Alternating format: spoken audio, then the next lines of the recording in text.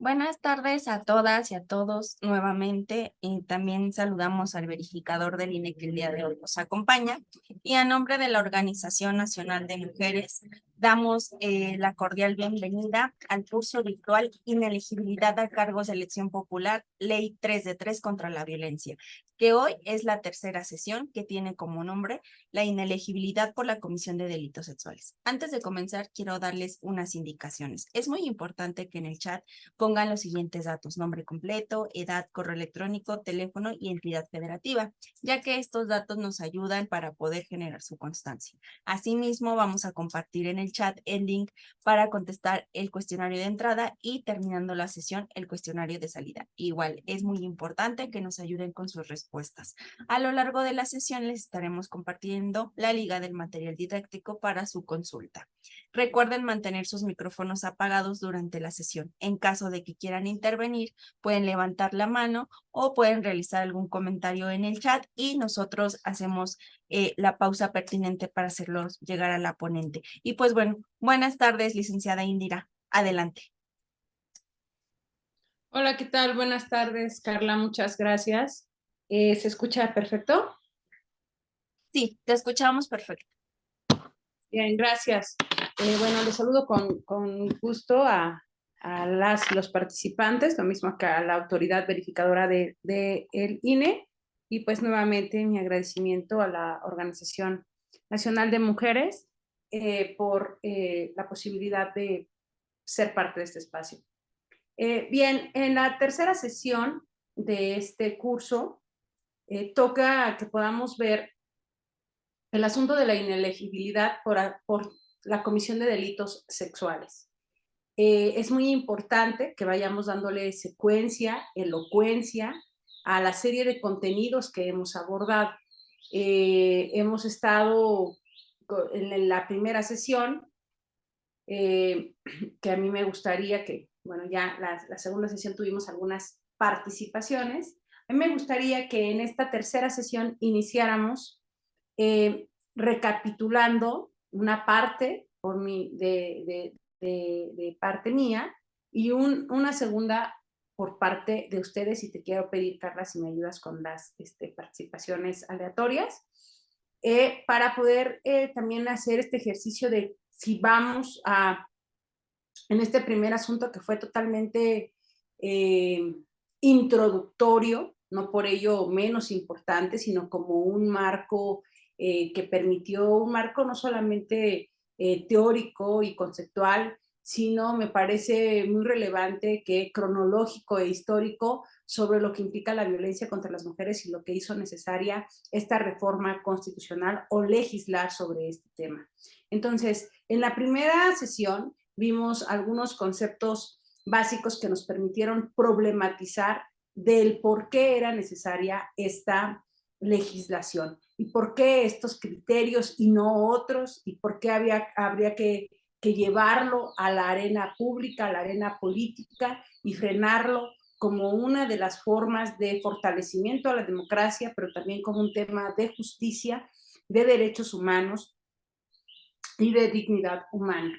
En un segundo momento, el poder comprender el marco de derechos humanos, las escaleras de los derechos humanos, para revisar el marco jurídico de protección que implicaba conocer también la plataforma de acción de Beijing, el tema de CEDAW, de Belém do Pará, no solamente la Constitución, y no solo con el ánimo de fundamentar el artículo 38 y 102 que fueron modificados, sino con el ánimo de problematizar y entender y comprender el por qué la necesidad de hoy contar con este marco jurídico. Entonces, este es un tema, como a manera de resumen, muy general de lo que dijimos que puede ser lo que hemos abordado. Sin embargo, me gustaría de manera aleatoria, conducidos por nuestra moderadora Carla, que pudiéramos tener por lo menos dos participaciones donde pudiéramos comentar de manera general, en primera instancia, qué es la 3 de 3 hasta este momento, en qué consiste, y por otro lado, no sé si hay un micrófono abierto ahí, y por otro lado, el asunto de a quiénes va dirigido y por qué fue necesaria su legislación. Entonces, una primera participación de qué es, en qué consiste la 3 de 3 y por qué fue necesario este tema y a quién va dirigido. Entonces, a manera de resumen y de recapitulación, para que podamos hoy adentrarnos en uno de los ejes que implica esta 3 de 3, que hoy vamos a ver lo relacionado a la violencia sexual. Por favor, Carla. Eh, bueno, aquí del panel que tengo, a ver, Ricardo Oliva.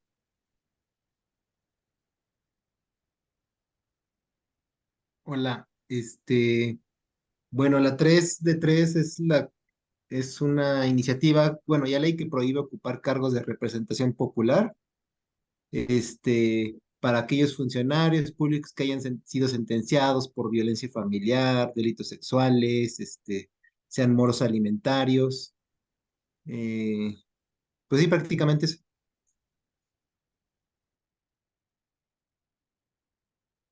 ¿Ok? ¿Alguien más quisiera complementar esta primera pregunta de qué es la 3 de 3 contra la violencia?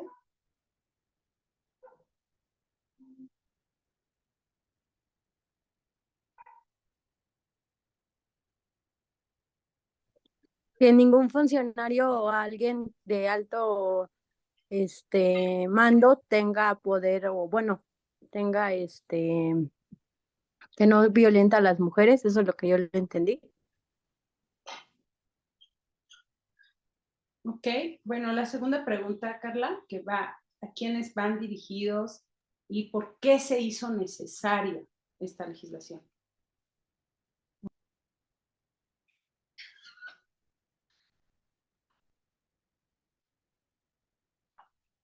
Nos apoya Maribel Zamora.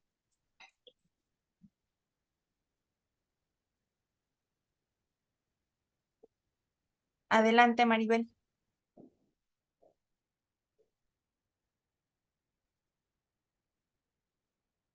Yuridia Gaona está levantando la mano. Adelante, Yuri. Bueno, la ley principalmente va enfocada hacia los deudores alimenticios o hacia aquellas personas, principalmente hombres, que hayan cometido algún tipo de violencia contra las mujeres.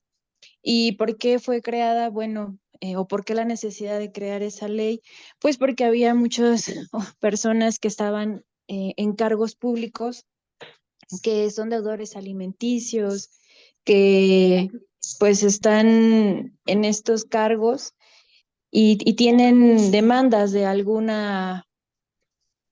este, alguna demanda de maltrato, de violación, y pues llegaban a estos cargos y cubriéndose con la impunidad, ¿no? Que les da a veces el fuero, o que no los podían procesar, o que podían ellos comprar a jueces, magistrados o policías para que no les tocara este tema, ¿no?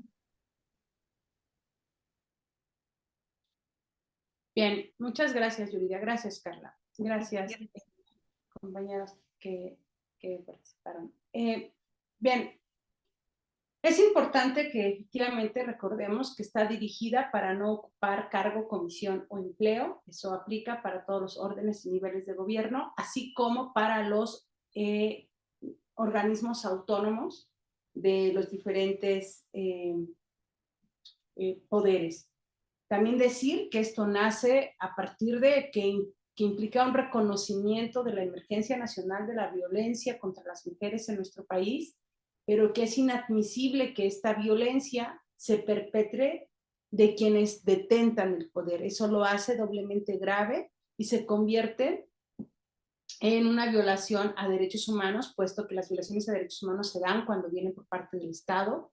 Y bueno, los representantes del Estado mexicano pueden ocupar distintos cargos y bueno, es inadmisible que lo hagan desde estos cargos la posibilidad de cometer distintos delitos. Comentamos que son el tema de deudores de pensión alimenticia, el asunto de que puedan ser agresores sexuales, agresores en el ámbito público, político o privado, que es lo familiar o doméstico.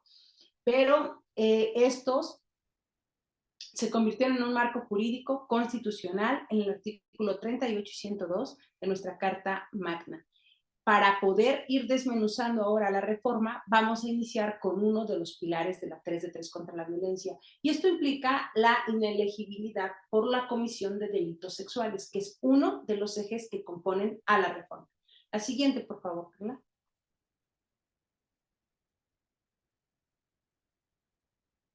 Bueno, esto siempre lo voy a poner como marco, tanto esto, ayer también mi primera lámina fue la de antier, mi primera lámina fue la de las gafas violeta, porque siempre habrá que ver el tema de que a partir de todo un sistema político, económico, social y cultural que se basa en la opresión de las mujeres, y más cuando se da desde el tema del poder, bueno, siempre va a ser el enfoque desde donde le veamos. Pero hoy específicamente se hace muy prudente iniciar con esta lámina, porque vamos a ver el asunto de la comisión de delitos que tienen que ver con la violencia sexual. Y la violencia sexual, citando a la antropóloga Rita Segato, ella permanentemente habla de que la violencia sexual no es un acto de placer, no tiene nada que ver con un asunto de erotismo y que tenga que ver con saciar las necesidades de alguien o que eso no se pueda controlar.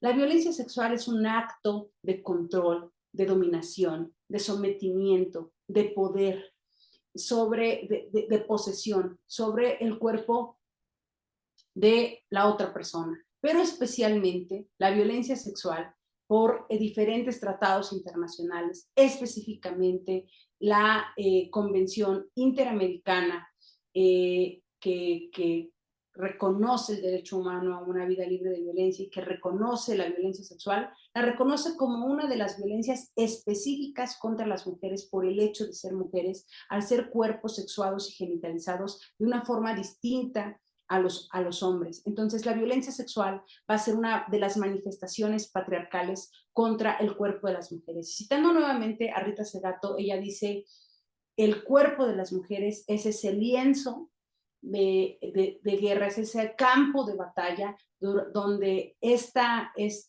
guerra de asimetría, de desigualdad, de injusticia, de marginación y de conflictos armados especialmente, el cuerpo de las mujeres se vuelve ese campo del conflicto donde se vierten todos los intereses ajenos a los derechos humanos y más bien todas las manifestaciones del patriarcado. Entonces, por eso doy este marco para poder hablar de lo que implica la violencia sexual en nuestro país y por qué fue fundamental ponerla como uno de los ejes de esta 3 de 3 y no otros aspectos. Adelante, por favor.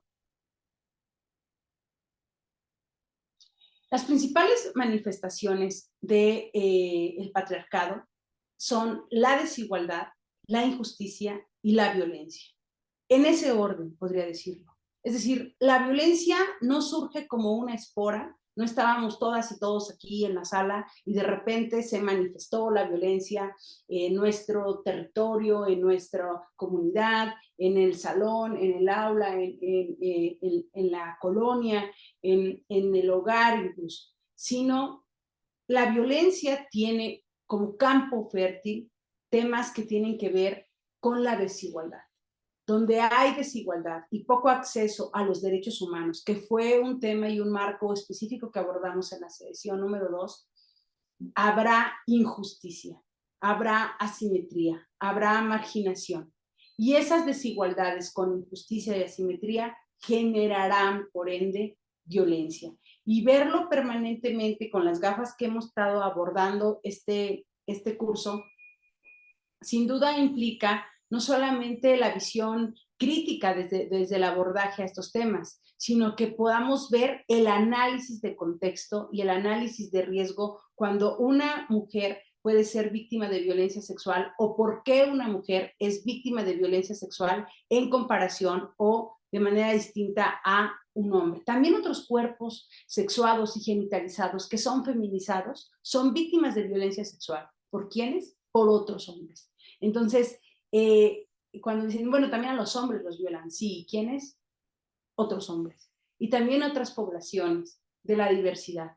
¿Quiénes? Otros hombres. Los cuerpos feminizados. Y entonces se vuelve esta tesis de Rita Segato de son este odio hacia el cuerpo de las mujeres que se vuelve el campo de guerra y la batalla del patriarcado, claro, pero los instrumentos no solamente son estas situaciones de las armas, ni solamente se nos viola en términos fálicos o términos de penetración, sino la violencia sexual se da permanentemente contra nuestros cuerpos desde que se nos cosifica, se nos ve como un objeto sexual, se nos ve como un instrumento, se nos ve como una mercancía, se nos cataloga por nuestra sexualidad, se nos juzga por nuestra sexualidad, por el ejercicio de la libertad en la que ejercemos o no las mujeres la sexualidad, o que tiene que ver mucho con la genitalidad, ¿no? De nosotras. Entonces, este postulado de Kate Millett de política sexual, de que la política tiene una gran carga sexual y la sexualidad una gran carga política, es lo que nos lleva a decir que lo personal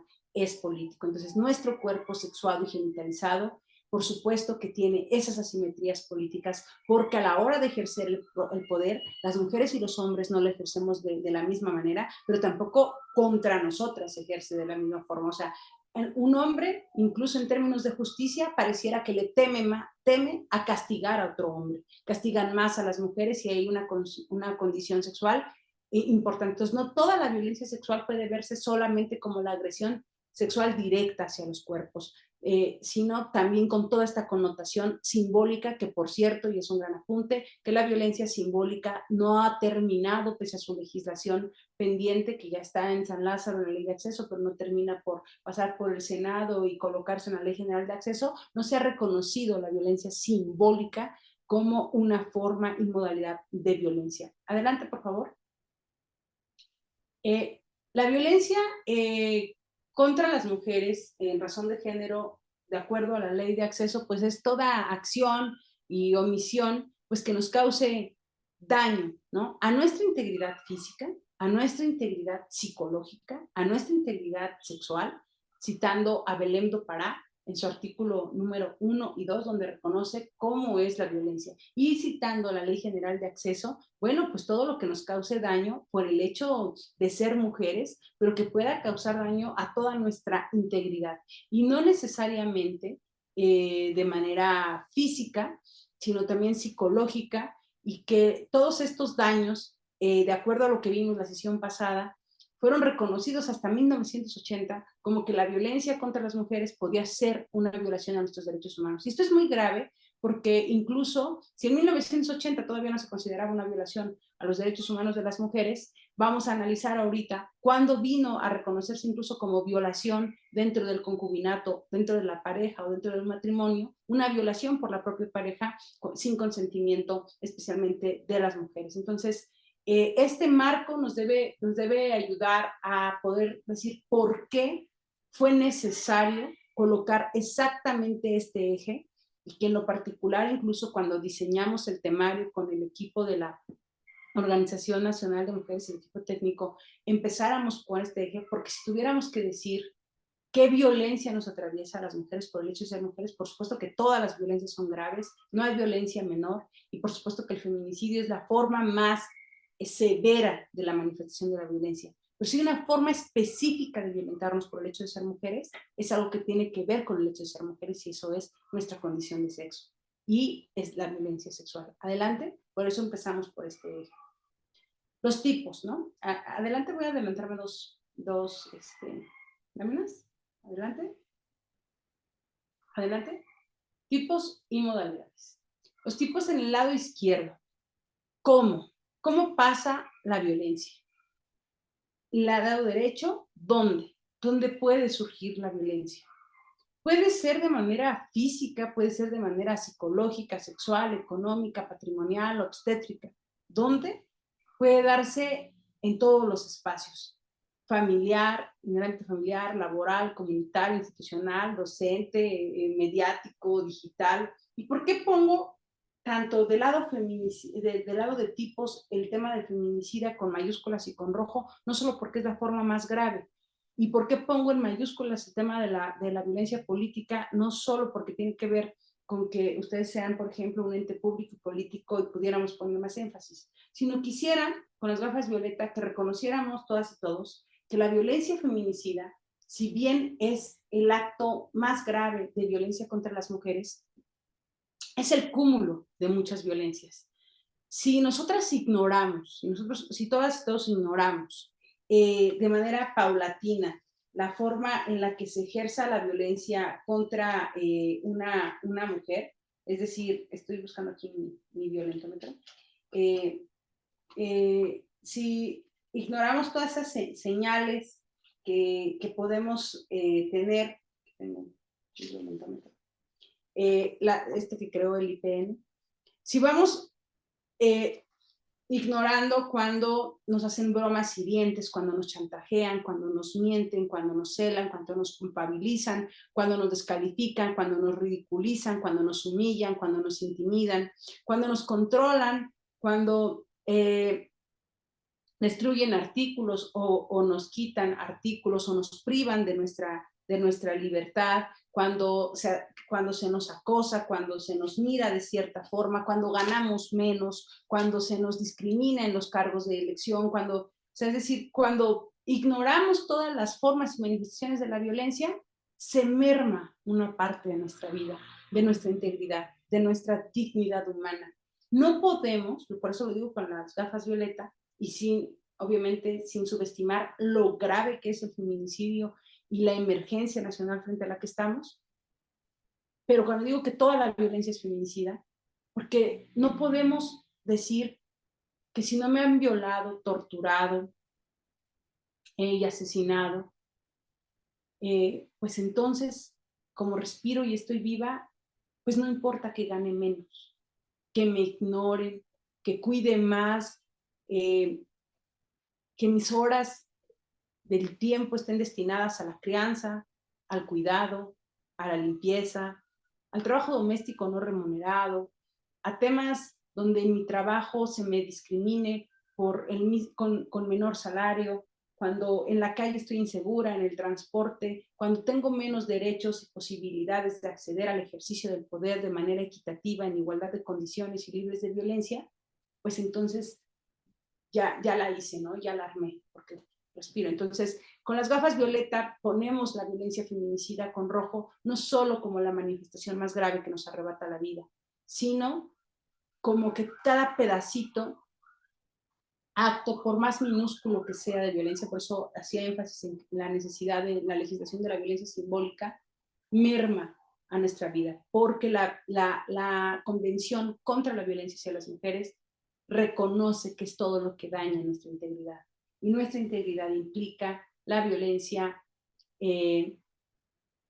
la integridad física, sexual, pero también psicológica. Y bueno, pongo el tema en mayúsculas de la violencia política, de dónde puede surgir, porque también se nos puede violentar. Yo quería poner violencia política en ambas columnas, porque si fuera cómo se nos violenta políticamente, también se nos violenta políticamente en la familia.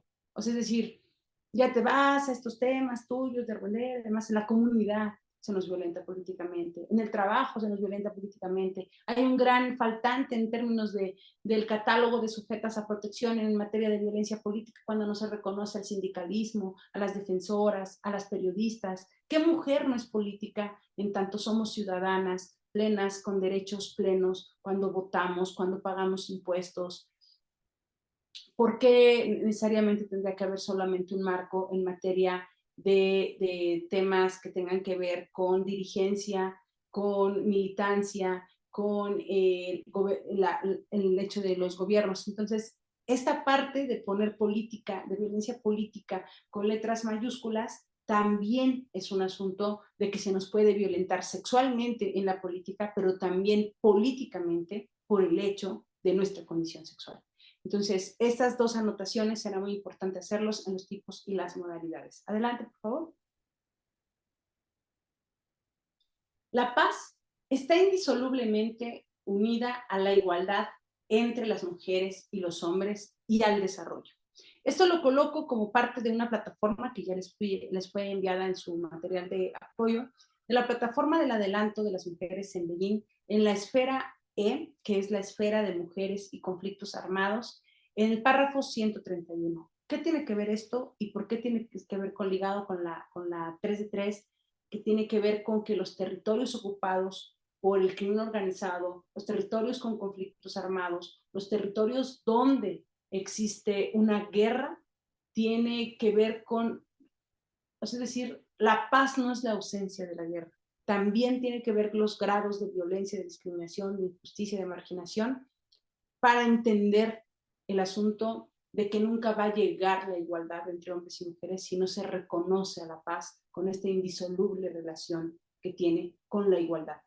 Esta lo pongo como un marco teórico, incluso la parte y jurídico, la parte de Beijing, para poder comprender por qué se hizo necesario como primer pilar colocar al centro el tema de la violencia sexual como uno de los ejes en esta legislación. Y para la inelegibilidad, por la implicación y la gravedad que tiene, que además la violencia sexual es parte de los delitos graves. Adelante, por favor.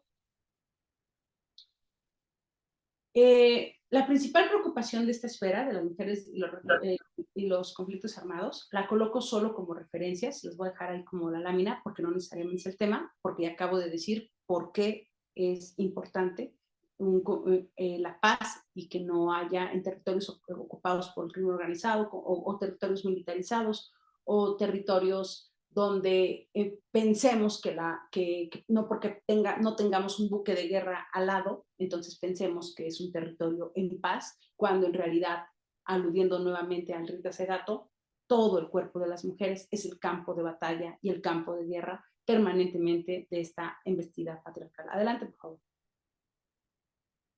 Adelante, esos objetivos se los puse ahí solo de referencia. Van a ser 6 objetivos, son 4 años. Que por cierto, los objetivos dicen no destinar recursos a la militarización, adelante, a la milicia y destinar todos los recursos al desarrollo de las mujeres, por ejemplo, como uno de los mandatos de la resolución 1325, que se llama Seguridad, Justicia y Paz, aprobada por el Consejo de Seguridad de Naciones Unidas. Adelante, por favor. ¿México ha cumplido estos objetivos? Por supuesto que no. Y por ello, el siguiente tema, la siguiente lámina, para poder abordar en qué condición nos encontramos. La siguiente, por favor. ¿En qué condición actualmente se encuentra México en materia de violencia sexual? El Estado mexicano debe reconocer que en el país se ha configurado un conflicto armado no internacional. ¿Qué quiere decir esto? Estamos en guerra. No solamente porque se dieron 50,000 millones de pesos más a la Guardia Nacional y tiene atribuciones metaconstitucionales. Digo metaconstitucionales porque va más allá de lo que dicen los tratados internacionales, que acabo de colocar toda una referencia teórica de que hay una violación a la esfera de Beijing, que tiene que ver con no destinar recursos a las Fuerzas Armadas cuando se debe colocar más a la prevención de la violencia y colocar al centro a las mujeres como constructoras de paz. Y aquí un asunto muy importante. Las mujeres no solamente luchamos contra la violencia, sino trabajamos permanentemente por la paz. Las mujeres estamos interesadas en que las niñas y los niños entre hermanos incluso no se peleen, con estar bien con los vecinos, las vecinas, en el mercado, en la comunidad. Permanentemente las mujeres construimos paz. Y sin embargo somos el blanco de la guerra. La siguiente. La guerra tiene rostro de mujer y tiene distintos rostros sin necesidad de mencionar la palabra armas, sin necesidad de mencionar la palabra drogas y sin necesidad de mencionar la palabra cárteles. Es importante que reconozcamos con estas gafas otros rostros de la guerra que llevan a que reconozcamos el por qué. Si esto se da desde las instituciones, debe generarse un mecanismo de inelegibilidad que no haga idóneo y que por supuesto hace a una persona no proba a la hora de poder ejercer el poder. Adelante. Un rostro de la guerra, por supuesto que es la militarización, claro, sí, pero no puede entenderse esta como una política de seguridad. La política de seguridad debe estar basada en la prevención. Y es muy delicado porque los datos históricos arrojan que la política de seguridad basada en la militarización o en las cuestiones armamentistas han tenido históricamente la violencia sexual contra las mujeres como una de sus principales características. México tiene pues bastantes recomendaciones generales por penales interamericanas e internacionales por la violación a los derechos humanos, pero especialmente por los derechos humanos a las mujeres y especialmente por violarle los derechos humanos a las mujeres en términos de violencia sexual. Está el caso de Campo Algodonero, está el caso de Inés y Valentina, está el caso de Lidia Cacho, pongo la recomendación general que de mi caso al Estado mexicano por violencia sexual. La violencia sexual cometida por agentes del Estado, de acuerdo a tratados internacionales, debe ser considerada tortura por la asimetría del poder desde donde se perpetra. Por eso, este es un rostro más de la guerra. Y por eso Rita dice, nuestros cuerpos son ese campo de batalla. La siguiente, el despojo. Donde existe todo este conflicto, toda esta desigualdad, toda esta marginación, toda esta injusticia social, y existe una visión extractivista. Por eso he visto con anterioridad el marco de derechos humanos de las mujeres desde una perspectiva feminista, implica el poder ver que el feminismo nunca ha visto en la sobreexplotación de los territorios, en la sobreexplotación del cuerpo, en la sobreexplotación del tiempo, en la sobreexplotación de los recursos naturales en general, ni de las personas, la posibilidad del desarrollo económico. La visión patriarcal, sí. Por eso iniciamos esta sesión con esa lámina del patriarcado como un gran marco. Se despoja a las mujeres, se nos ha despojado de los bienes que a veces ni nos pertenecen. Yo digo, bueno, no nos pertenece a veces ni la tierra de las uñas que portamos, ni la casa que limpiamos o que habitamos, ni la parcela que sembramos. Y sigue siendo un territorio criminalizado cuando a pesar de que todo el mundo echó las campanas al vuelo con la última resolución de la Corte de quitar el aborto del Código Penal Federal, pues no existen los abortos federales, están en el fuero común y solamente hay 12 de las 32 entidades federativas que lo han quitado y no necesariamente de todas las 12 entidades federativas, pues generan una política pública, presupuesto, infraestructura, personal, dirigido al derecho humano de las mujeres a decidir sobre nuestro cuerpo en nuestra maternidad. Es muy importante eso, porque una ley que criminaliza forza a todas, una ley que despenaliza no obliga a ninguna. ¿Qué tiene que ver esto con la 3 de 3 y por qué la violencia sexual?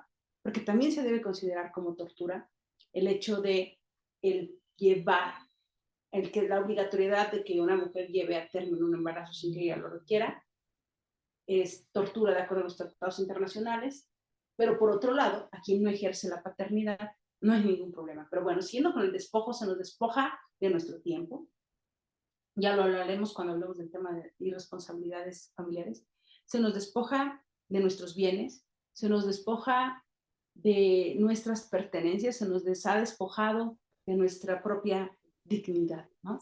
La siguiente, no sé. Tenemos un detalle con un micrófono, pero ya, listo. Discúlpenos, licenciada. La siguiente, por favor. Antes de despojo no había otra. Después de despojo. Creo que había desplazamiento, ¿no? ¿Carla? ¿La anterior? ¿La que sigue? Listo, perdón. No, la anterior, la anterior. Es que te saltas todos. Ahí está. Después de despojo es desplazamiento. El despojo en sí mismo, después de despojarnos de muchas cosas, de nuestra paz, de nuestro cuerpo, de nuestras propiedades, de nuestro canal, por supuesto que esto genera desplazamiento. Y el desplazamiento, no solamente el desplazamiento forzado de que hay poblaciones, se ve la necesidad de migrar, familias completas y demás. Las mujeres tenemos un desplazamiento que yo no tacharía de menor cuando hay quien tenemos que cruzar la calle de una acera a otra por evitar un acoso. de cambiar nuestras rutas por evitar un acoso, de que sea a nosotras a que se nos cambie de área y se nos desplace por el acoso, por el hostigamiento, por la violencia sexual, por el hecho de ser mujeres. Hasta un tema macro de comunidades enteras como parte de un rostro de la guerra instalada y del conflicto armado no internacional, no reconocido por el Estado mexicano, que implica el desplazamiento. La guerra tiene distintos rostros. La siguiente. Y estos temas que hemos visto de la militarización, el despojo, el desplazamiento, demás, viene acompañado de otros rostros. La guerra también tiene el rostro de la desaparición. Y con toda la responsabilidad, hay que decir que la desaparición es un término acuñado jurídica, social, políticamente.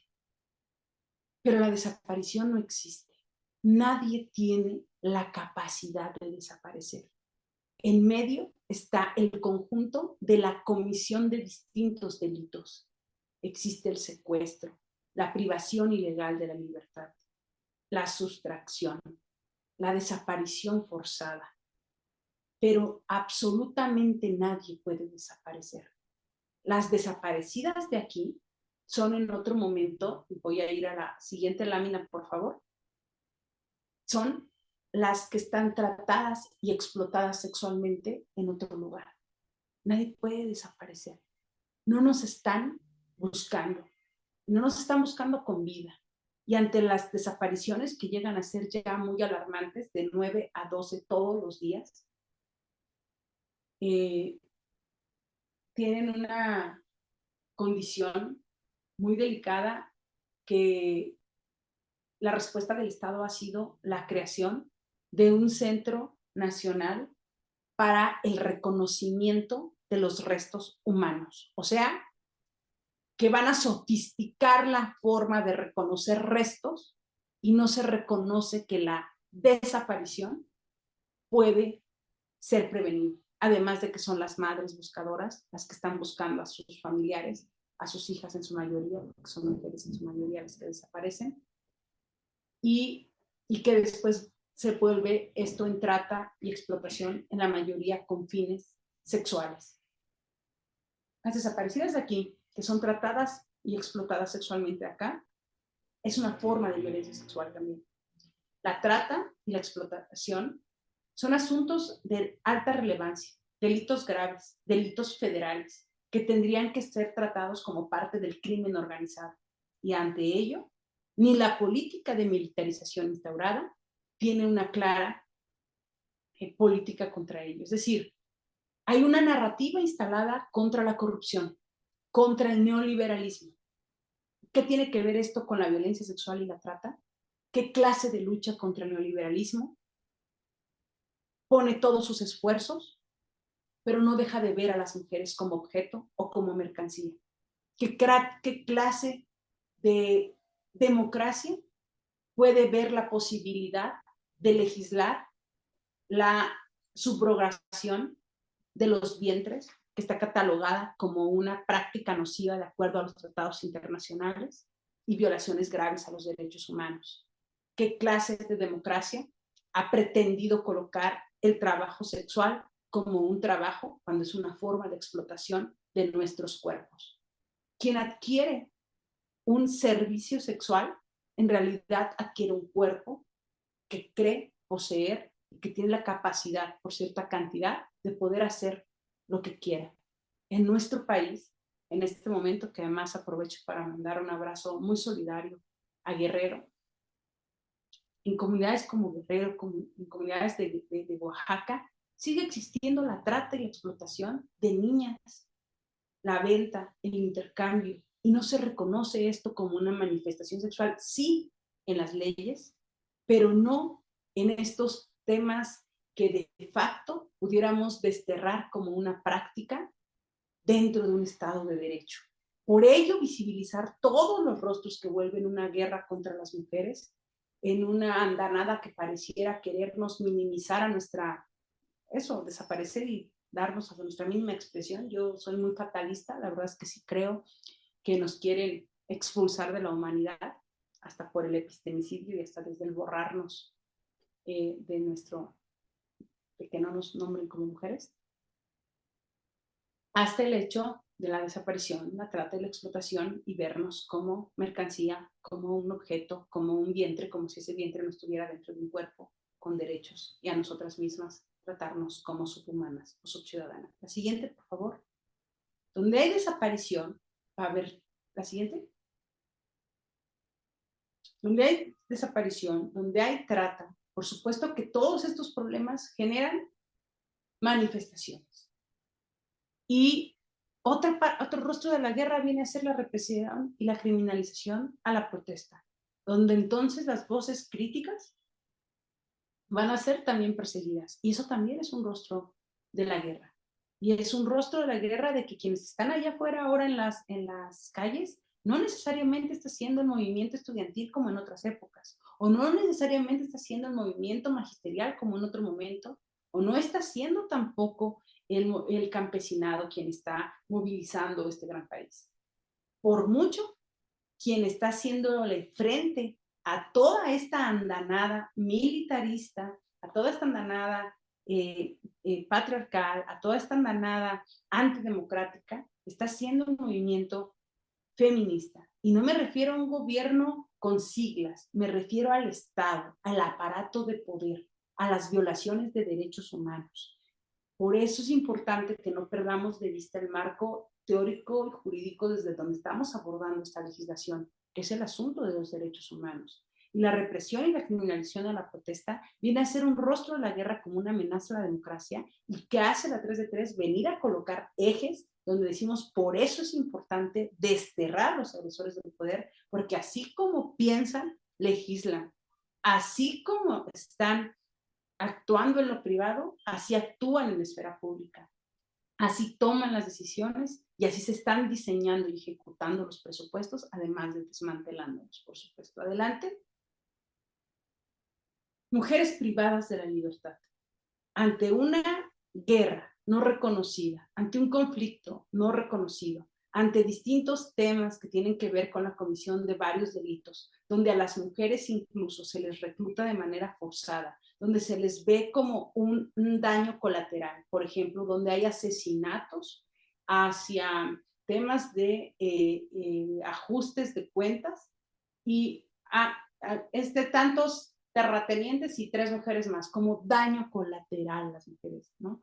O las mujeres que son privadas de la libertad por las mismas penas, perdón, con los mismos delitos que los hombres, pero con penas mucho más severas, que además tienen condenas dobles. La condena penal, jurídica, asimétrica, sin un juicio con perspectiva de género, más la condena social, que implica que los reclusorios de las mujeres estén abandonados. Sin embargo, un reclusorio de hombres tiene hasta por lo menos en promedio, de manera documentada, hasta 5 mujeres activas económica o sexualmente activas, en términos de que está la esposa, la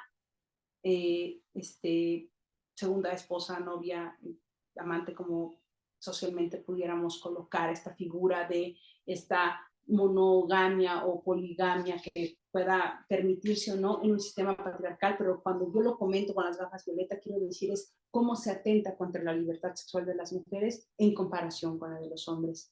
Y están aparte de la suegra, la mamá, todos estos temas económicos para llevar de comer y proveer cosas que no provee el Estado, pero a las mujeres están abandonadas, están con penas que no necesariamente se aplican ni las reglas de Van Gogh, ni las reglas de Brasilia, ni otro tipo de mandatos que pueden aplicarse para mujeres madres, para mujeres que cometieron delitos no graves o para mujeres que cometieron, que se vieron involucradas con un análisis de contexto y un análisis de riesgo, incluso una visión antropológica, viéndolo forzadas a la comisión de ese delito, su sentencia no necesariamente está de la misma forma. La siguiente, por favor.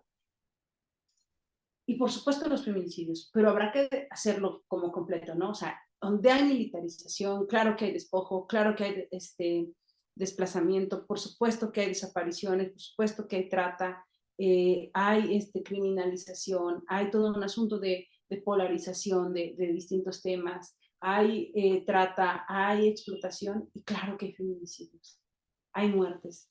hay violaciones, hay tortura. La siguiente, por favor. Hay violaciones y tortura sexual como una forma específica en un campo de cultivo donde todos estos tipos de delitos se van sembrando de manera distinta, esto sin mencionar en ningún momento los intereses que lleven a estos temas. Hay un documento que me gustaría poner en disposición, del cual me siento muy orgullosa de haber sido partícipe, de poder haber enlazado las rutas de, por ejemplo, la ruta del huachicol, la ruta de la droga, la ruta de la desaparición de las mujeres, tiene una relación casi, por desgracia ya esa línea es sí, indisoluble, y los corredores donde hay este tipo de lugares donde se comercia y se vende, porque eso es lo que sucede, el cuerpo de las mujeres en términos sexuales. Entonces, toda esta violencia tiene que llevarnos a que hay una condición de guerra, que para ello existen personas y toda una cadena alrededor. Este documento lo que deja ver es todas estas conductas llevan a que en México deba reconocerse un conflicto armado no internacional donde, insisto, las mujeres nos volvemos a través de nuestros cuerpos ese campo de batalla y donde las violaciones sexuales y la tortura sexual es una de las manifestaciones más graves. Y de acuerdo a la Convención de Tortura, pero también a la Convención contra la Violencia hacia las Mujeres, en esta asimetría del poder, la 3 de 3 contra la violencia rescata esta forma de la violencia sexual desde otra mirada feminista para colocarla. Todo eso sucede porque alguien está legislando, lo personal es político, o porque no lo está haciendo, porque alguien no está impartiendo justicia, porque alguien no está previniendo con políticas públicas, porque los presupuestos no están encaminados, porque eso que sucede, o sea, no son como distintas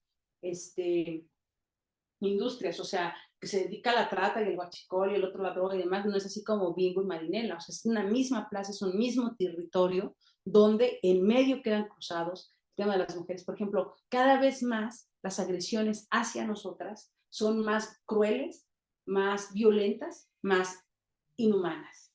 El 80%, actualmente el 80% de los feminicidios se lleva a cabo con armas de fuego. La siguiente, por favor. Y pues bueno, nosotras tenemos otros datos, ¿no? La violencia sexual. Siguiente, por favor. Estos datos fueron actualizados pues el miércoles 25. Y bueno, pues son 69.307 delitos de violencia sexual contra las mujeres y niñas de enero a septiembre de 2023. Quiero que hagamos juntos pues este tema.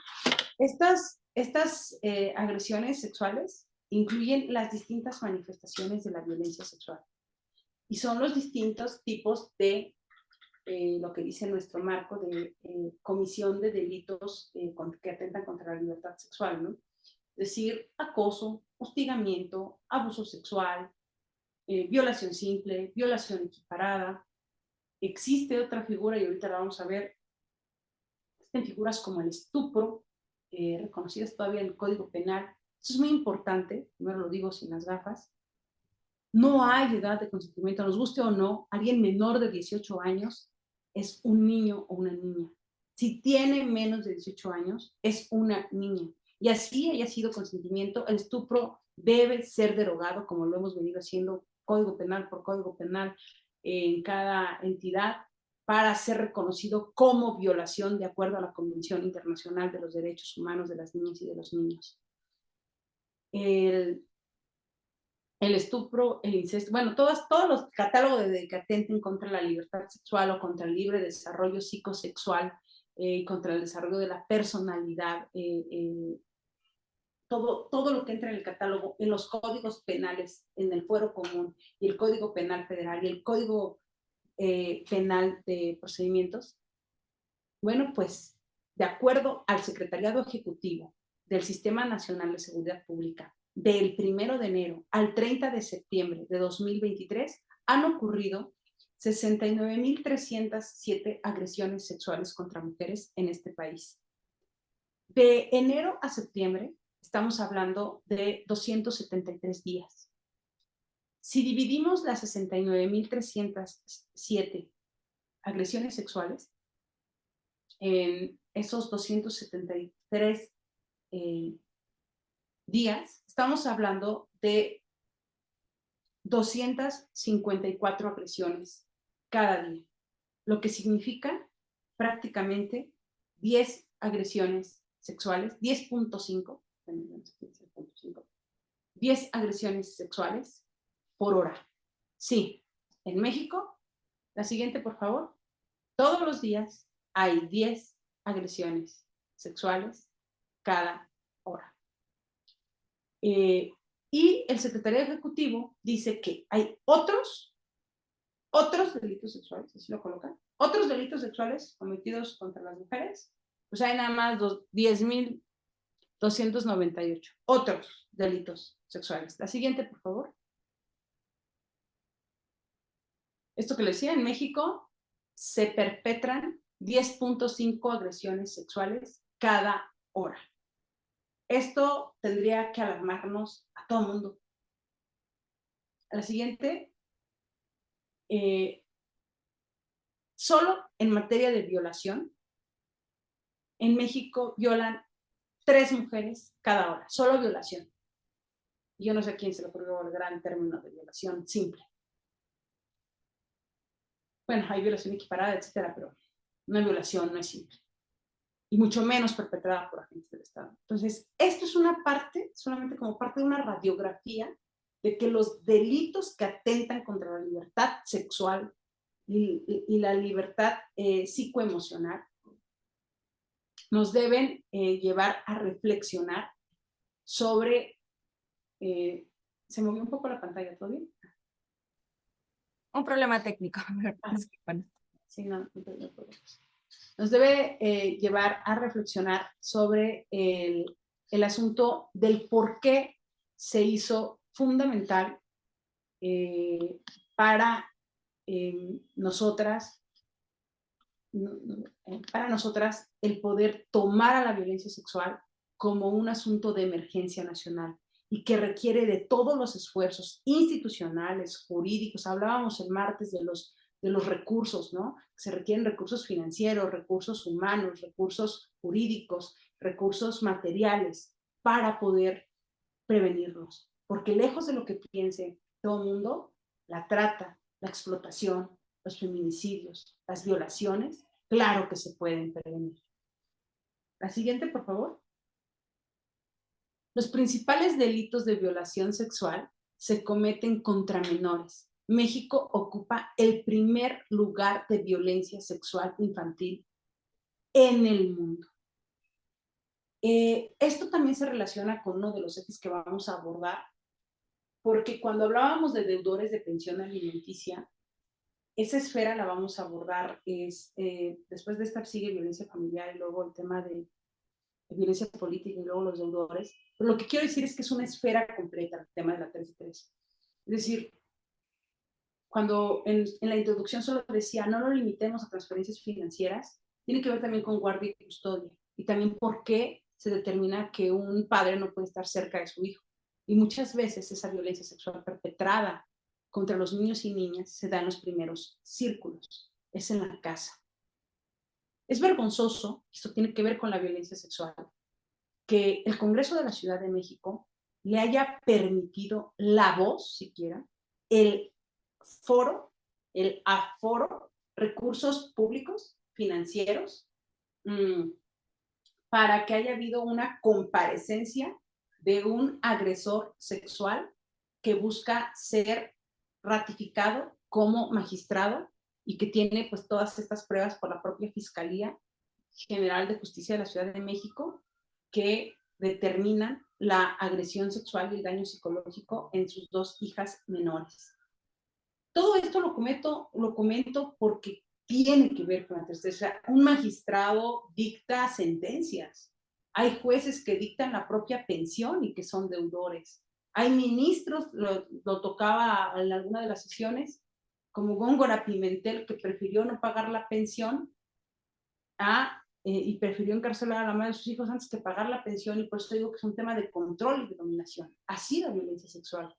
Y entonces la 3 de 3 no solamente era contra las mujeres, y porque el tema de deudores, porque también en una democracia, no porque los niños y las niñas no voten, debemos dejar de lado el interés superior de la infancia. Entonces, no podemos traer a las reglas electorales solamente asuntos que tengan que ver con la ciudadanía, que por cierto, en el artículo 34 constitucional, nos advierte que para ejercer la ciudadanía más allá de la mayoría de edad, también se requiere de un modo honesto de vivir.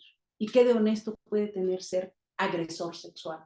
Y hay que decirlo con sus palabras, agresor sexual. Si es acosador, es agresor sexual. Si es hostigador, es agresor sexual. El acoso y el hostigamiento son delitos sexuales. Y la violencia sexual es un delito grave. Entonces, naturalizar estas prácticas ha llevado al tema del consentimiento, que el consentimiento implícito o no explícito tenga que debatirse, ¿no? O sea, ¿por qué no dijiste no? Bueno, pues porque tenía un arma, que me podía matar, porque me iba a quedar sin mi trabajo, porque, o sea, este condicionamiento que lleva a la criminalización de las víctimas, que lleva ejercicio del tema del poder. Uno de los factores en la violencia sexual que existe como parte incluso de, pareciera que es así como universal en las víctimas de violencia sexual, es dudar de la palabra de la víctima. Y las feministas estamos peleando porque la denuncia en sí misma y la palabra de la víctima sea considerada como una prueba fundamental, como una prueba adelantada prácticamente en juicio en sí misma, en delitos de este tipo, porque las niñas y los niños no mienten. Digo, ninguna víctima, y hay para ello peritajes. Existen protocolos como el protocolo de Estambul para que puedas acreditar la tortura sexual, por ejemplo. En mi caso, ese fue el peritaje con la que pude acreditar el daño que sufrí, el daño que han sufrido muchas mujeres que han podido sobrevivir. El tema de la violencia sexual se acredita a través de peritajes psicológicos, y no es un asunto menor, pero también la víctima tiene derecho a no denunciar. No siempre se tienen las herramientas.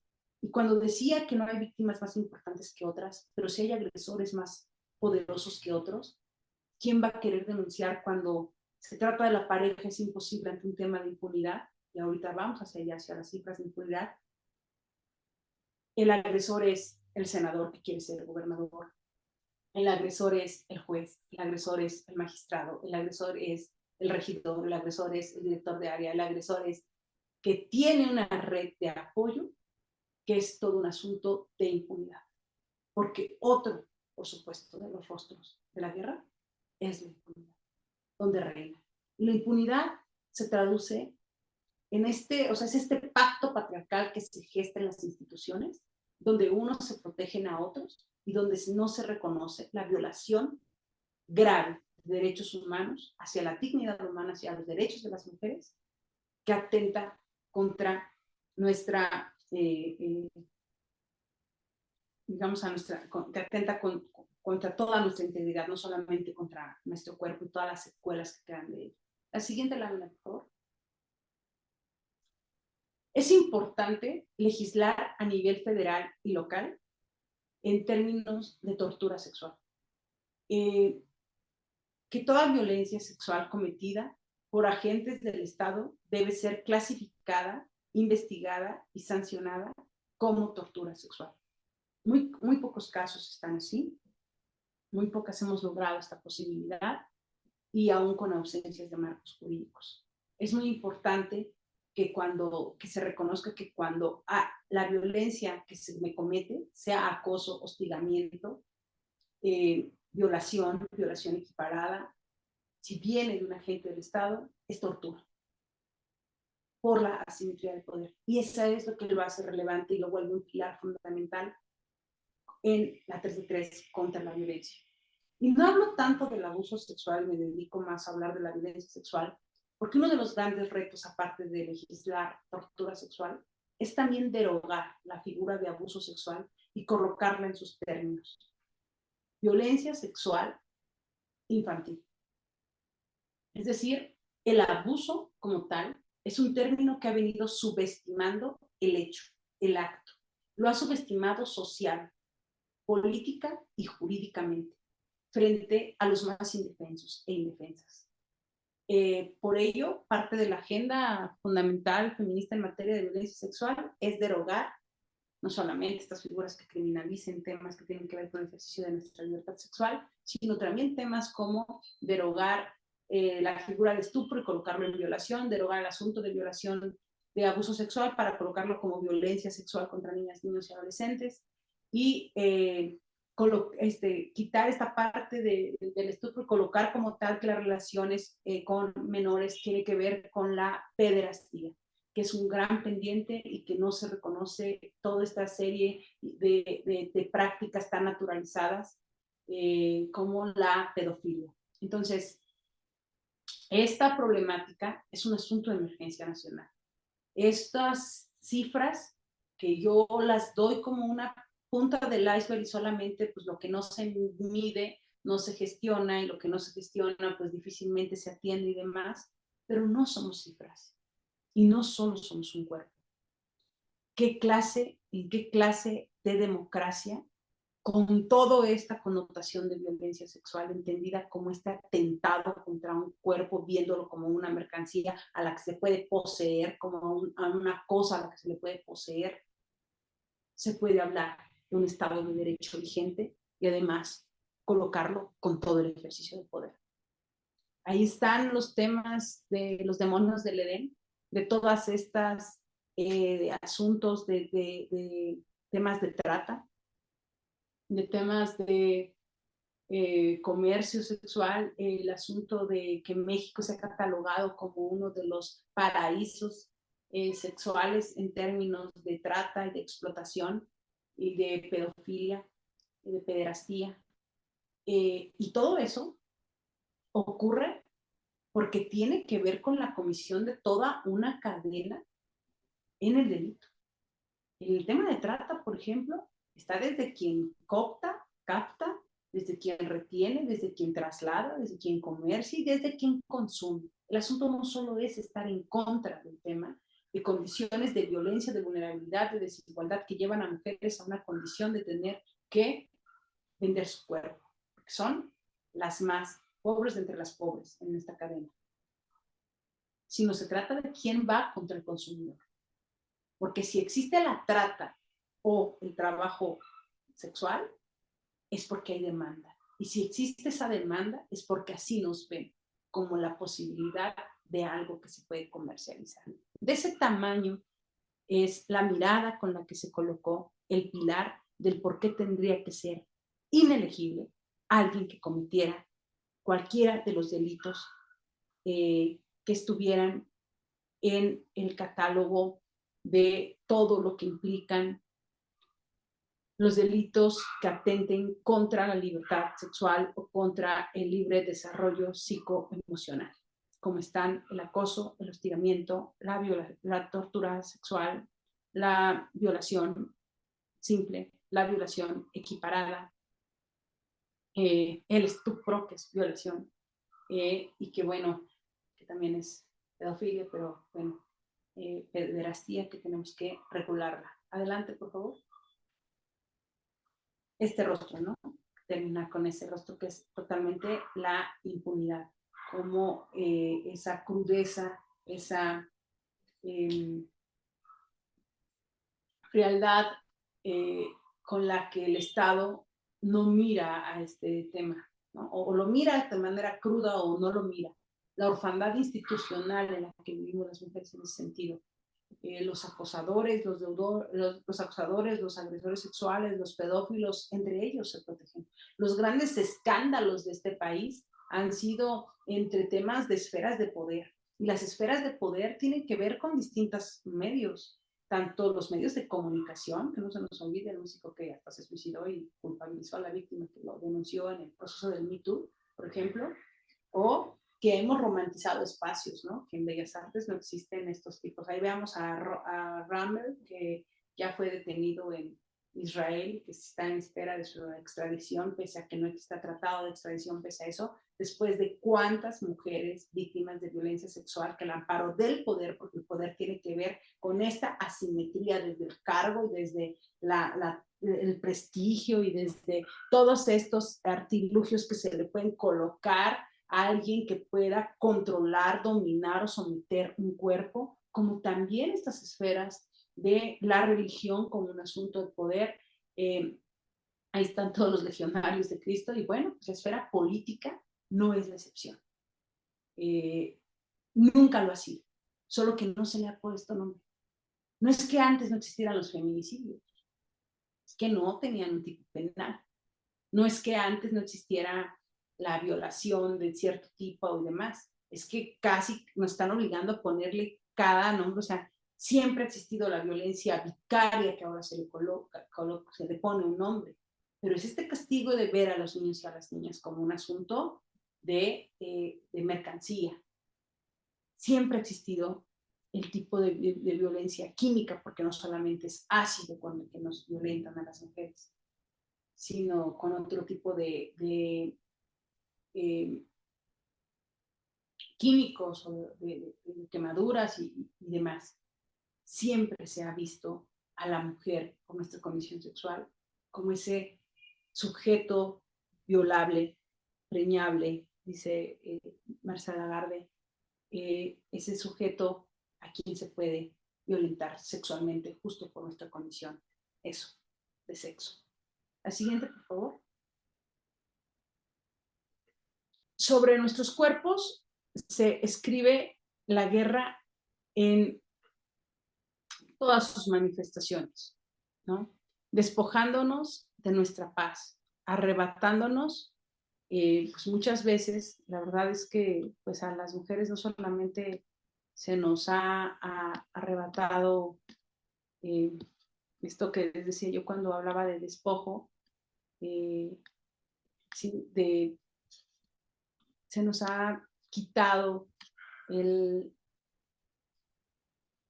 ya no logro ver la presentación, no sé si fue yo.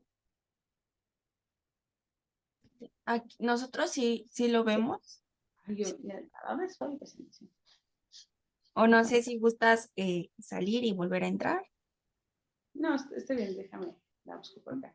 Pero O, tiene que ver con, vamos a dejar de compartir tanto, porque ¿sí? quiero más bien eso, hacer ese ejercicio de dejar de compartir y volver a compartir para ver si me puede hacer. Por favor.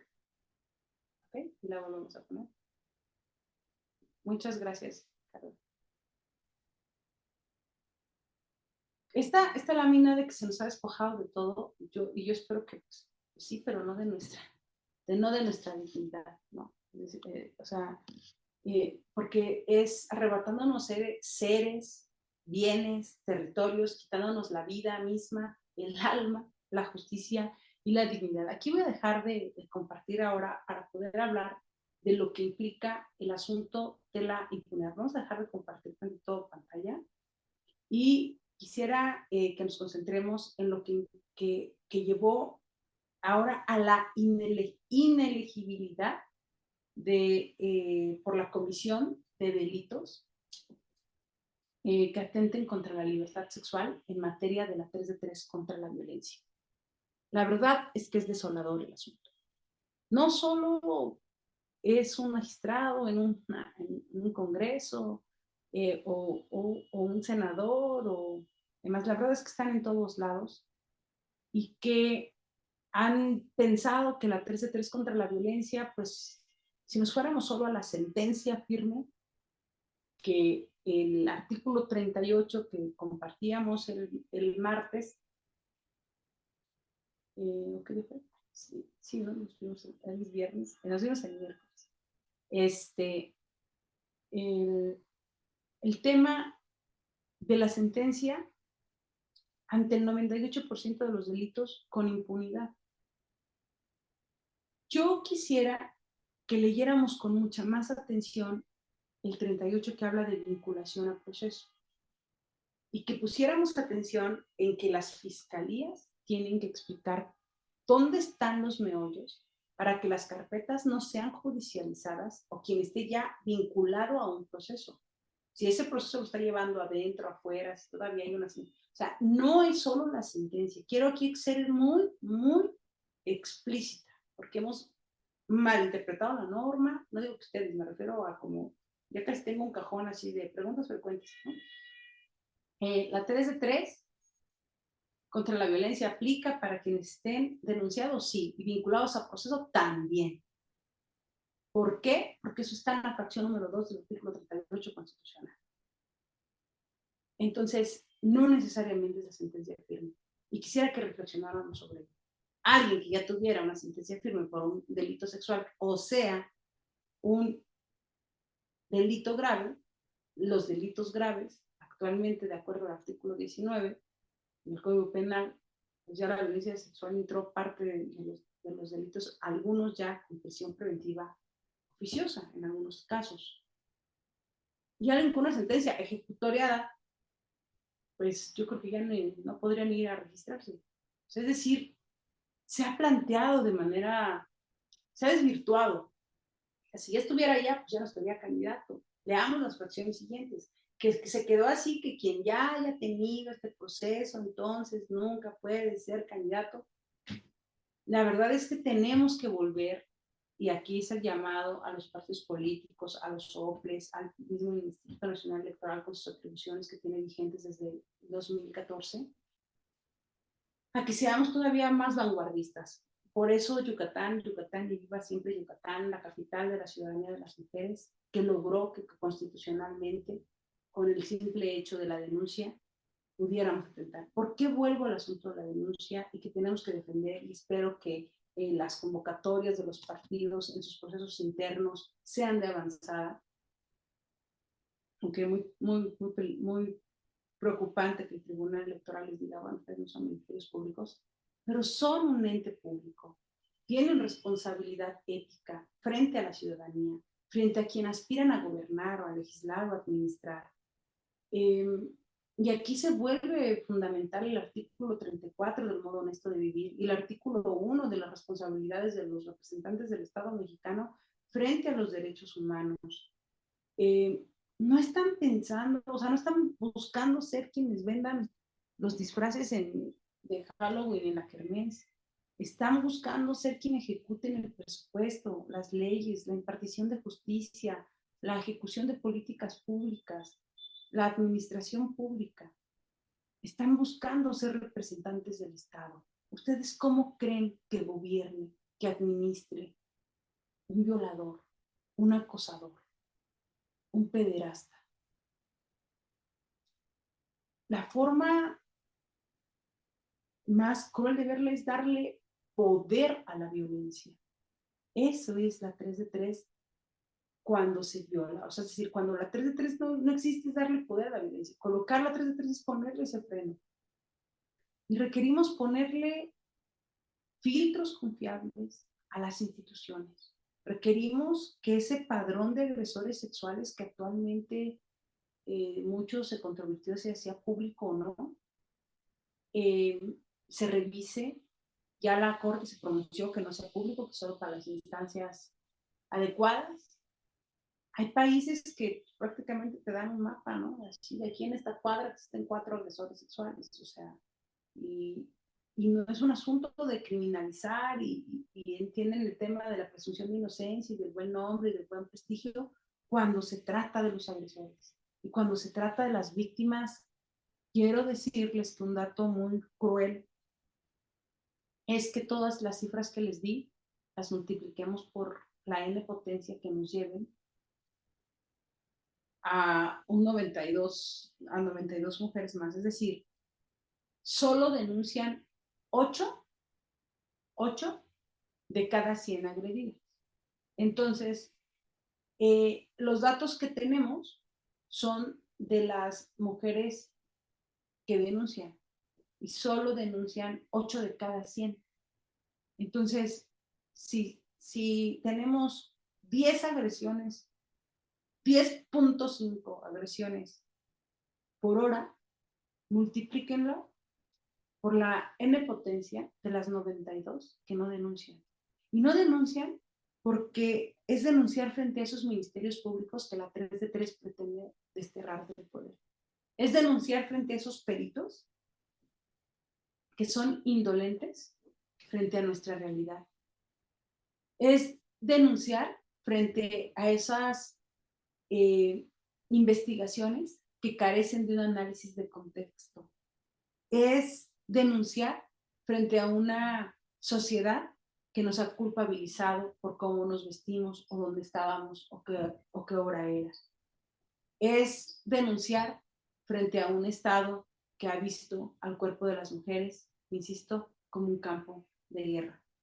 Por eso, la 3 de 3 contra la violencia recoge del articulado del Código Penal la posibilidad de que se puedan ampliar y fortalecer estos, les mandé, seguramente está en su carpeta de material de apoyo, y si no, ahorita confirmamos, Carla, por favor. Además de el Código Penal en su última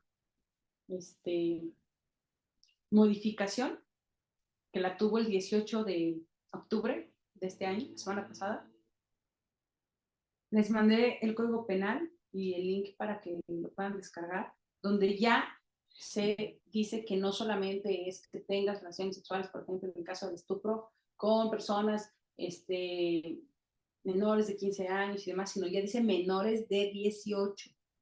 Ya habla de la imprescribilidad, es decir, los delitos sexuales no prescriben. La violencia sexual es grave y es un delito sexual que no prescribe. Así que, si bien la ley no es retroactiva, en términos de delitos sexuales, se puede ir a denunciar, y si esa denuncia por un delito grave avanza y transita a una carpeta y se judicializa y hay una vinculación al proceso, claro que aplica la 3 de 3 contra la violencia. Por eso hablemos no solamente de la inelegibilidad por la comisión de delitos sexuales, sino que tiene que ver con que estas personas no solamente tienen que estar como inhabilitados políticamente, tienen que estar inhabilitados socialmente. Por eso este artículo de la 3 de 3 es de suspensión de derechos políticos, porque estamos hablando de que vayan a la cárcel, de que son delincuentes.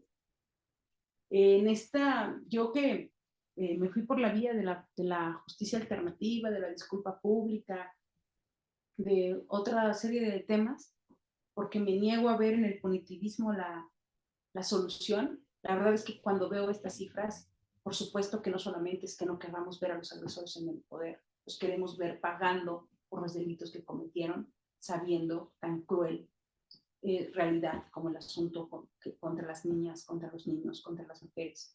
Entonces, la violencia sexual se vuelve fundamental en un eje de la democracia en un Estado de Derecho para convertirse en un nuevo estándar donde se pueda medir un tamiz distinto para tomar decisiones en la administración pública, en los órganos autónomos, en las postulaciones a candidaturas, en los puestos de confianza de nombramiento directo. No ser un agresor sexual va más allá de no ser un acosador y no ser un hostigador. O sea, el tema de la violación siempre equiparada, la tortura y demás, es un asunto sistemático. Por ello, habrá que reconocer el tema como un asunto de violaciones graves a los derechos humanos, es un asunto de justicia, es un asunto de ir poniendo el piso como más parejo. Por eso no hablamos solo de paridad y hablamos de este triángulo de la democracia, de la paridad por un lado, la no violencia política, la 3 de 3, pero para que no llegue ningún agresor al poder, pero entendiendo que han estado ahí permanentemente, han estado ahí siempre, solo que al amparo del fuero, al amparo del poder, y que la agresión sexual en el trabajo, también decirles de otra reforma, bueno, estaba yo en los documentos que les había enviado, es donde el Código Penal, donde se reconocen de los artículos del 259 bis al 266 ter del Código Penal Federal, están todos los que comprenden, los que atentan contra la libertad sexual, pero también, bueno, el artículo 272, que lo hago desde esta visión pues, muy crítica, es el estupro, o más bien es el incesto, y hay otros capítulos en ese mismo tema, del 259 al 266, que reconoce al estupro dentro de este capítulo y apartado de los delitos que atentan contra el libre desarrollo psicosexual y que atentan contra la integridad personal. Sí, pero se llama violación, viéndolo con estas gafas y entendiendo la problemática. Por eso el abordaje de las sesiones es de esta manera. Los delitos que atentan contra la libertad sexual de acuerdo al Código Penal, pues es el abuso sexual, el hostigamiento sexual, la violación simple, la violación equiparada, y la tortura, que comento que es muy importante que se legisle. El asunto de las sanciones. Para la inelegibilidad está el tema de la sentencia como un asunto de piedra y lodo. No es así. Se requiere revisar la fracción 2 del 38, que es desde vinculación a proceso. Y si es violencia sexual, es delito grave y se persigue de oficio. Esto es muy importante porque con o sin la víctima y la denuncia, las fiscalías tienen que seguir la investigación. Son imprescriptibles, que es la última reforma que se realizó el 18 de octubre de 2023. Toda esta información nos debe servir para entender por qué alguien con una categoría de violencia sexual, sea desde el acoso, el abuso, el hostigamiento, la violación, la tortura, aunque yo digo que es representante del Estado y ejercer violencia sexual ya lo hace torturador en sí mismo de acuerdo a los tratados internacionales, no puede aspirar a representar un cargo público. Nadie que viole un derecho humano en lo privado, en lo público, en lo familiar, en lo político, en lo institucional, puede aspirar a tutelarlo, a representarlo, a administrarlo. En ese sentido, la violencia sexual encabeza, de alguna manera, y lo digo lo encabeza, y sí lo digo desde lo personal, es político, porque es el fondo, de fondo la 3 de 3. De forma, pues se le vino dando forma y se le seguirá dando forma con mecanismos que lleven a su fiscalización, a quién va a emitir la constancia, que todavía no existe eso, estamos en la armonización legislativa, la Ciudad de México todavía no la dictamina, les tengo buenas noticias, ayer la Comisión de Igualdad y la Comisión de Puntos Constitucionales acordó dictaminar la reforma 3 contra la violencia. Existen dos iniciativas presentadas ante el Congreso de la Ciudad de México, una presentada por la diputada Gabriela Quiroga Anguiano y otra presentada por la diputada Marta Ávila. Ambas van a juntarse y solicitamos que de una vez se armonice con la de suspensión de derechos para que en un solo cuerpo constitucional se dictamine, y el acuerdo es que pueda ser la siguiente semana, a más tardar, bueno, si está por el puente y el asueto, a más tardar en 2 semanas y salga en este periodo. Tuvimos que ir de manera presencial, personal, porque estas iniciativas estaban frenadas. De haber tenido la 3 de 3, no creo que este violador Cavazos hubiera ido a comparecer para querer ser magistrado. Requerimos revisar y fortalecer estas normas que dicen que tienen que contar con un buen nombre, un buen prestigio. ¿A qué le llamamos eso?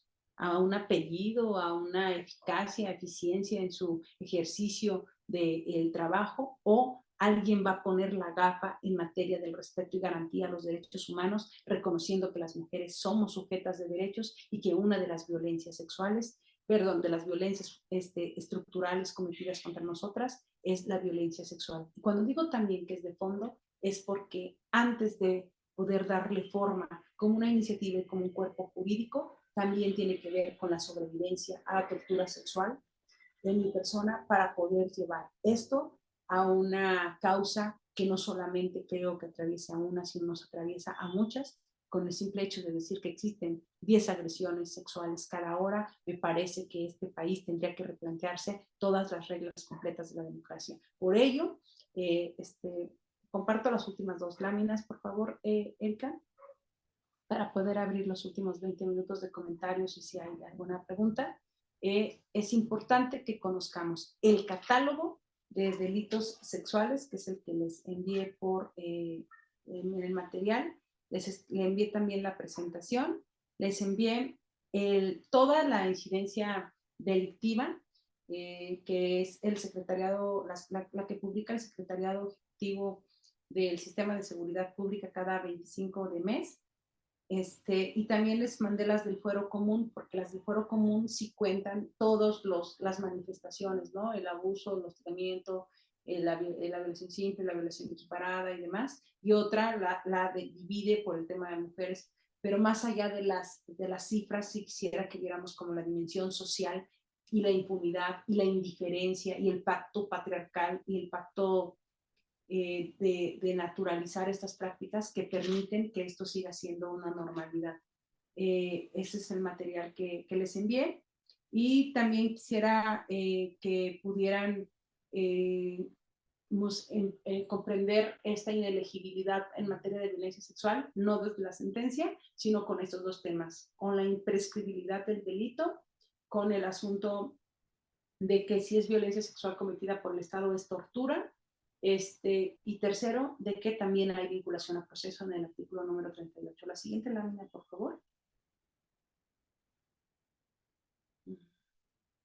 Creo que ya había observado. Sí, ningún régimen que se diga democrático puede serlo mientras no garantice la seguridad, la libertad y la paz para las mujeres y las niñas. Así se llama la resolución 1325 del Consejo de Seguridad de Naciones Unidas. Seguridad, justicia y paz para las mujeres como un asunto de ver que fuera de las armas, fuera de la milicia y fuera de las balas, está una posibilidad real de hacer política de manera distinta, y esa es construyendo la paz, sí, desde la democracia, pero con las mujeres como actoras fundamentales y constructoras de paz. La siguiente, por favor, es la carátula de la propia sesión, y yo estoy aquí pendiente, si queremos o no dejar de compartir pantalla, está bien, de sus participaciones y comentarios sobre lo que implica la inelegibilidad por la comisión de delitos sexuales de aspirar a un cargo que yo espero haber podido abordar la magnitud de lo que implica la violencia sexual,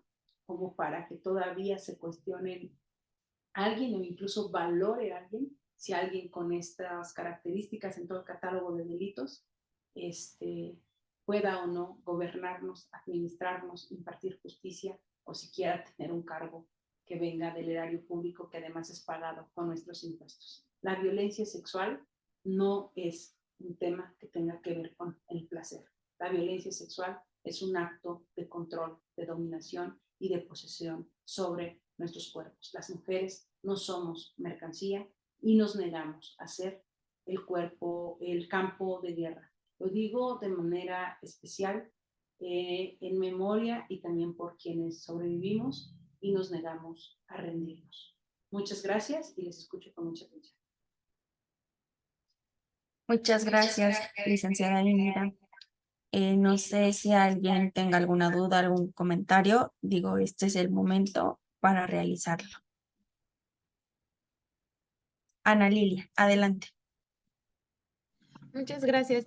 La verdad es que me pareció muy interesante el tema que acaba de exponer y súper importante hacer del conocimiento a todas las mujeres que a veces nos niegan esa accesibilidad a la información, y la verdad lo explica de una manera muy sencilla y la veo comprometida con lo que hace y dice.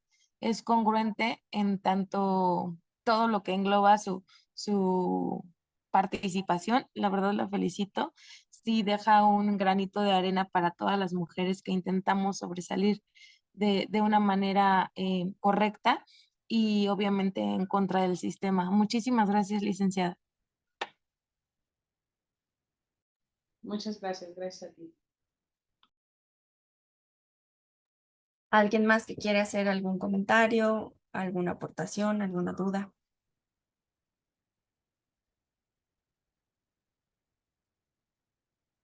Creo que Janet, no tienes el micrófono prendido. No te escucha.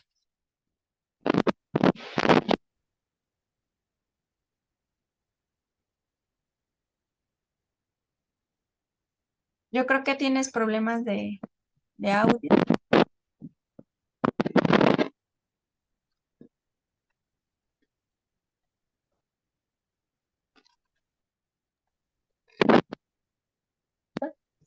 Ahí ya te escuchas. Ok, pues la voy a hacer sin el audífono porque creo que tengo problemas con el equipo. Yo tengo una una duda. Se hablaba hace rato del tema del magistrado que buscaba ser, bueno, que tuvo una comparecencia porque busca ser reelecto, ¿no? Para el cargo. Se llegó a mencionar también el caso de Andrés Roemer, que sabemos que, bueno, él trabajó en una televisora. Mi pregunta va en este sentido. ¿En algún momento se considera que los entes del Estado o la propia iniciativa privada a través de una empresa como la televisora o como el propio Tribunal Superior de Justicia de la Ciudad de México pueden tener alguna responsabilidad con independencia de la que tengan las personas físicas, los titulares, los que ejerzan la violencia, por solapar de alguna manera o por tratar de obstaculizar las investigaciones o de proteger o de incluso hasta de esconder, ¿no? O de minimizar algunos actos de violencia de quienes quieran ostentar a algún cargo. Bueno, ahora que estamos precisamente contra las personas que vayan a ocupar algún cargo público, ¿no? O ostenten, no tanto quizá en el caso de la iniciativa privada, pero ¿habrá algún tipo de responsabilidad de algunos entes morales por solapar estas conductas? Claro, gracias, Janet. Sí, hacia allá apunta la reforma. Es decir, una cosa es colocarla en el marco jurídico en general, y luego, pues como todo, un gran desafío, yo de repente volteo a ver la paridad y digo, híjole, nos faltan como 150 leyes por armonizar, pero también creo que volteo para atrás y digo, hoy vamos del voto, del derecho al voto a la presidencia de la República, ¿no? Ya no es del voto a la paridad.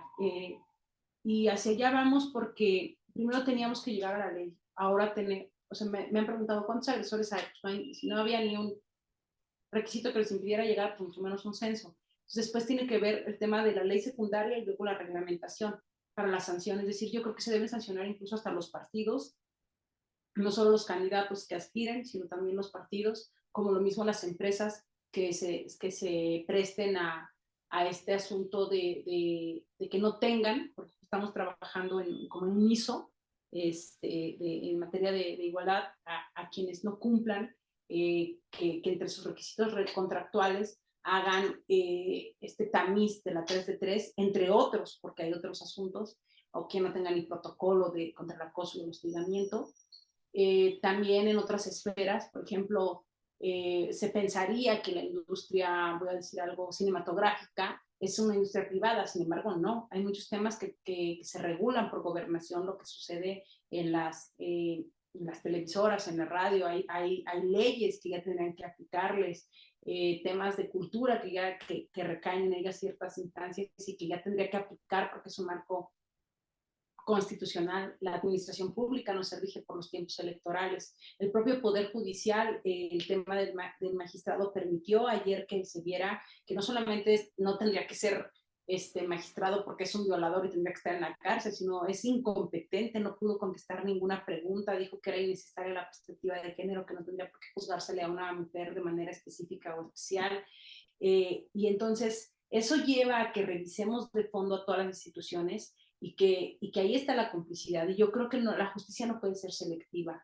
Vimos de manera pública esta persecución hacia el fiscal de Morelos, el cual, cuando digo persecución, no tiene que ver con que yo diga que tiene o no comisión de delitos, que lo juzguen por lo que quieran, pero que no vengan a decir que es en nombre de los feminicidios, porque si tuviéramos que revisar cuántas personas han entorpecido el acceso a la justicia de las mujeres, no solo por feminicidio, sino por cualquier delito, me parece que tendría el inventario que ser muy largo de todos los peritos, los ministerios públicos, los policías de investigación, los fiscales, todo el mundo, desde el primer respondiente, que impide el acceso a la justicia o genera una obstrucción a la justicia o hace una dilación o dilata un proceso a la justicia de las mujeres. Entonces, sí está previsto, sí me parece que vamos con pasos de repente, como yo siento así, explico la 3 de 3 y me dicen, ¿y cuándo va a ser esto? Y casi les digo, venimos llegando, estamos ahorita, incluso yo por eso celebro mucho que la ONM se dé este espacio de la comprensión de la norma, ¿no? Y aparte de la comprensión de la norma, de la regla, de la ley, la aplicación de esta. Y la aplicación de esta implica la voluntad política, ¿no? Que lo decía en la primera sesión. O sea, si me niego a ponerlo en mis estatutos y luego aparte impugno el acuerdo de la 3 y luego voy y solapo a mi candidato, entonces vamos contra Inti María, pero públicamente me rasgo las vestiduras y voto a favor, ¿no? Hay muchos partidos así. Entonces, ¿qué creo que son pequeñas batallas que tenemos que ir dando entre, así, a las feministas? Nuestra lucha nos ha definido por ser como muy insistencialistas, o sea, hemos tenido que redundar, ser redundantes, o sea, si lo tenemos que colocar en la Constitución, en la ley general, en el reglamento, en el estatuto, en la ley, así 3000 veces ponerla hasta el último inciso de la última regla, porque si no está ahí, se nos cuela uno, lo tenemos que hacer. Entonces esto tiene que llevar a leyes orgánicas de la administración pública, a leyes orgánicas del Poder Judicial, a leyes administrativas, a sanciones, al tema proporcional, si fue cargos de 3 a 6 años por el tema de la reelección, si fueron cargos de 6 a 12 años por el asunto de la reelección, si fueron temas en la iniciativa privada, hasta dónde llega la esfera y la competencia del Estado, o cuál es la legislación que sí encuentra un marco jurídico que permita frenar esto, porque no creo que tengan que, ante una violación de derechos humanos, nadie podría estar exento de un tema de sanción, y hasta dónde también está la parte de los órganos autónomos que al amparo de la autonomía puedan protegerse. Entonces, creemos que apenas estamos llegando y todavía falta primero un gran inventario de legislativo para que funcione por completo el engranaje. Pero también creemos que si hubiera voluntad política, con el simple hecho de que esté en la Constitución, ya tendría que estar funcionando. Por eso el reto sigue siendo en estas gafas violeta y en esa mirada que tienen que tener todos los representantes del Estado mexicano estén en la prevención, en la atención, en la investigación y en la sanción de todo tipo de violencia o violación alguna de los derechos humanos o la comisión de cualquier tipo de delitos. Hoy estamos viendo los delitos sexuales y la intención también mucho de esta sesión era poder ver de qué tamaño es el asunto de la violencia sexual en nuestro país, ¿no?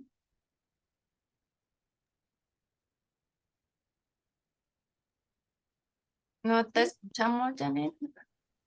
No sé si. Gracias. Claro. Gracias. ¿Alguien más que guste hacer algún comentario, alguna duda para nuestro ponente?